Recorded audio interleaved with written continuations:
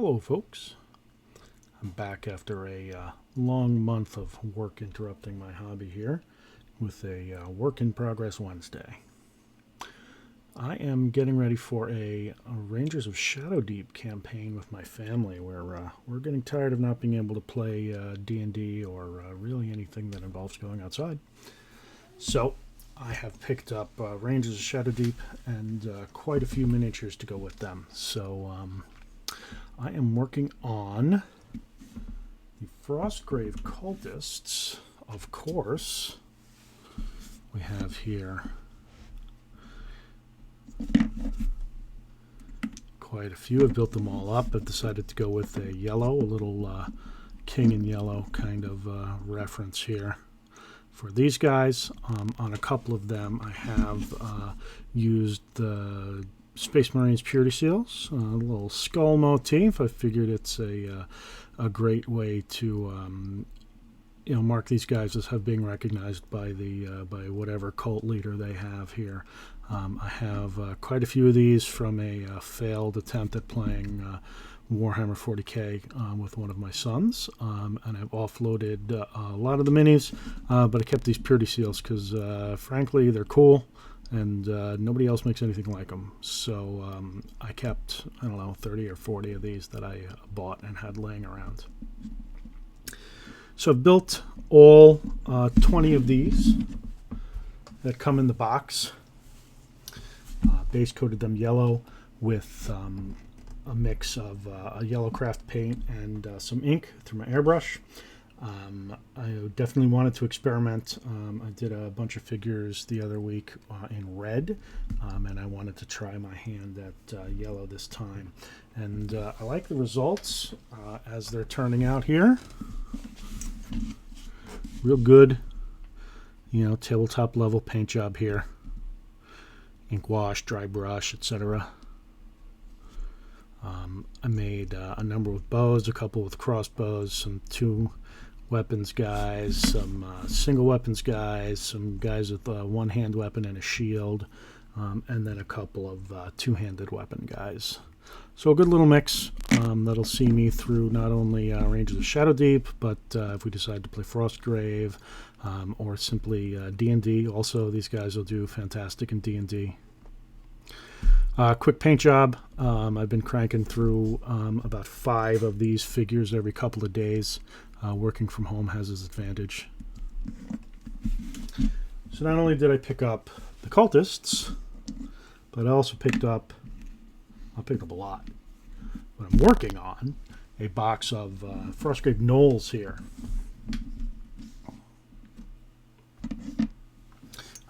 My D&D campaign had Gnolls as a huge element in them as the bad guys. As the players progressed through the campaign, Gnolls were a ever-present and increasing threat to them in the world.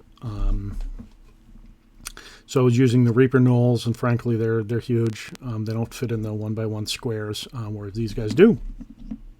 Mounted on 25 millimeter bases. I use galvanized steel washers to magnetize them also here, and that actually the two bases, the Renedra bases, if you didn't know, and the washer brings them just almost exactly to the height of a Games Workshop base, so it's very useful.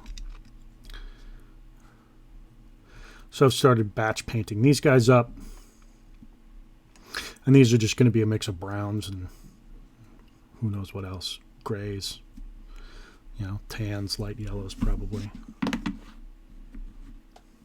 And then also I picked up a bunch of Fireforge Games, Otherworld, Living Dead Peasants here.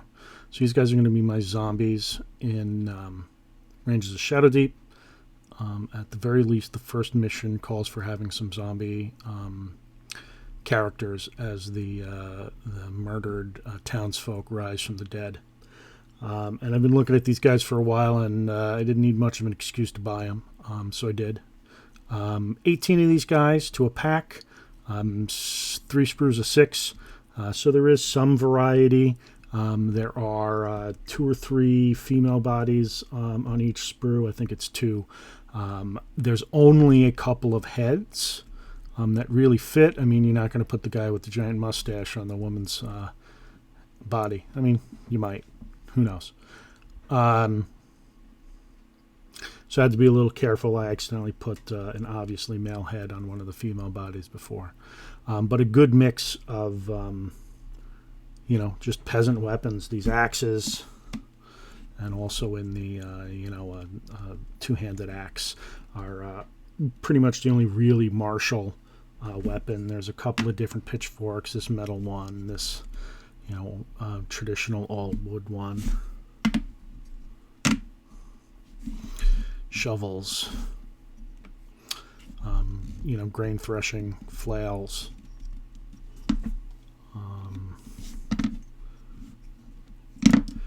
garden hose, scythes. What else? There's a pickaxe.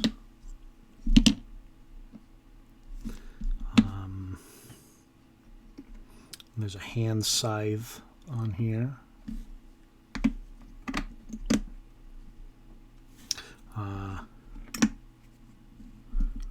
A lantern, and then I didn't give this woman anything else, just a lantern. And I do believe there's also a larger knife, kind of looks like a sugarcane machete or something of the sort. So I'm working my way through batches of these. I'll normally do a mix of a couple of Gnolls and a couple of Peasants with a similar paint scheme. I've also I picked up and then brought out of the bottom of a box a number of these plague rats from Reaper Bones. Giant rats. It's hard to tell now because I'm still working on them, but they have pustules all over them, bleeding open sores, and they are giant, definitely. They're just about the size of a 28mm figure, which is awesome. They also have a couple of different sizes of these giant rats. They have a smaller version, an actual, just kind of large rat version here. And then they also have a fourth rat swarm. Dig through my desk here of you know, normal sized rats. So I have a good mix of the 4 different all Reaper Bones rats. The rat swarms don't really come into play in Rangers of Shadow Deep, it seems, but while I was picking up and painting rats, I figured I might as well get these guys. It'll be great for D&D.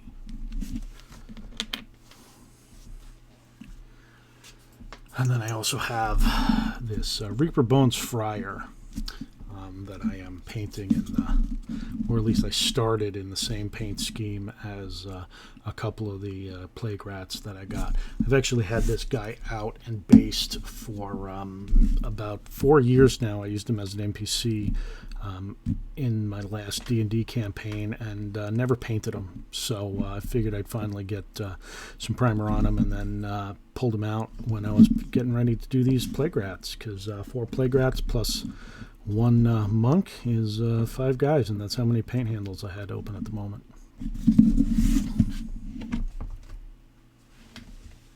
So that's what I'm working on this week. Obviously, I'm not going to get all of these guys done. I'll probably get about another 10 between the 3 sets here.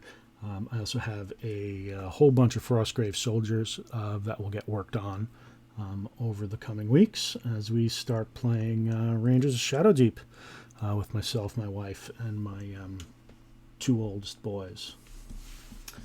So thank you for tuning in, and we'll see you guys later.